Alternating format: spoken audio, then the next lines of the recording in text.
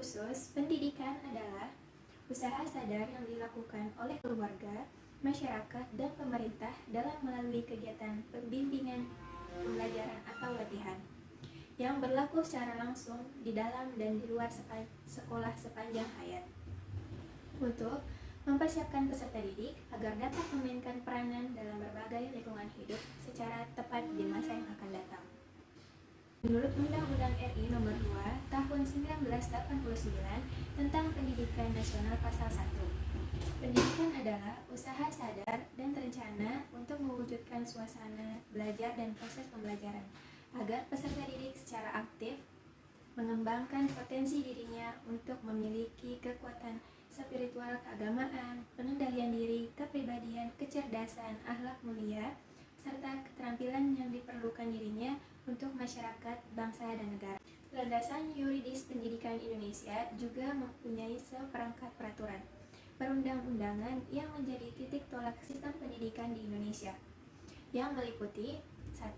Pembukaan Undang-Undang Dasar 1945, 2. Undang-Undang 1945 sebagai landasan yuridis pendidikan Indonesia, yang ketiga pendidikan sebagai landasan ideal sistem pendidikan Indonesia, 4.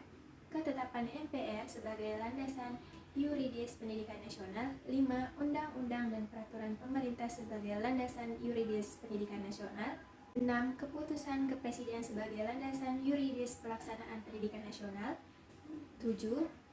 Keputusan Menteri sebagai landasan yuridis pelaksanaan pendidikan nasional, 8. Instruksi Menteri sebagai landasan yuridis pelaksanaan pendidikan nasional.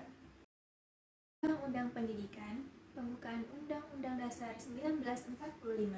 Pada pembukaan Undang-Undang 1945 yang menjadi landasan hukum pendidikan terdapat pada alinea keempat. Pendidikan menurut Undang-Undang 1945, Undang-Undang Dasar 1945 merupakan hukum tertinggi di Indonesia. Pasal yang berkaitan dengan pendidikan ada bab 13, yaitu pasal 31 dan pasal 32.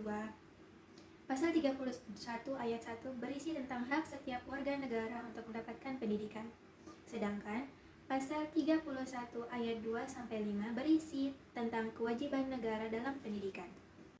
Pasal 32 berisi tentang kebudayaan.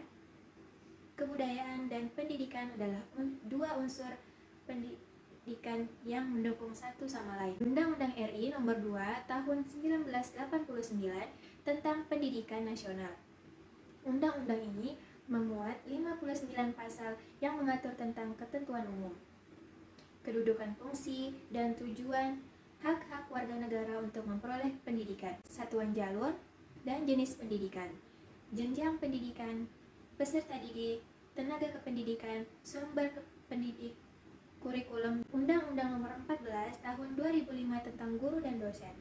Undang-undang ini memuat 84 pasal yang mengatur tentang ketentuan umum, kedudukan, fungsi, dan tujuan, prinsip, profesionalitas, seluruh peraturan tentang guru dan dosen dari kualifikasi akademik, hak dan kewajiban, sampai organisasi profesi, dan kode Undang-Undang Nomor 19 Tahun 2005 tentang Standar Nasional Pendidikan.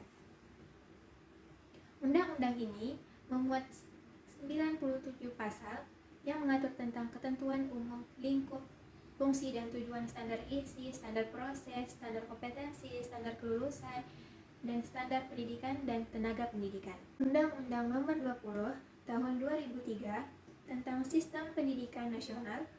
Undang-undang ini selain memuat pembaharuan visi dan misi pendidikan nasional dan juga terdiri dari 77 pasal yang mengatur tentang ketentuan umum, dasar, fungsi, dan tujuan pendidikan nasional, prinsip penyelenggaraan pendidikan, hak dan kewajiban warga negara, orang tua dan masyarakat, peserta didik, jalur jenjang dan jenis pendidikan, bahasa pengantar, standar nasional, pendidikan, kurikulum, dan banyak lagi yang lainnya yang ada di teks tersebut.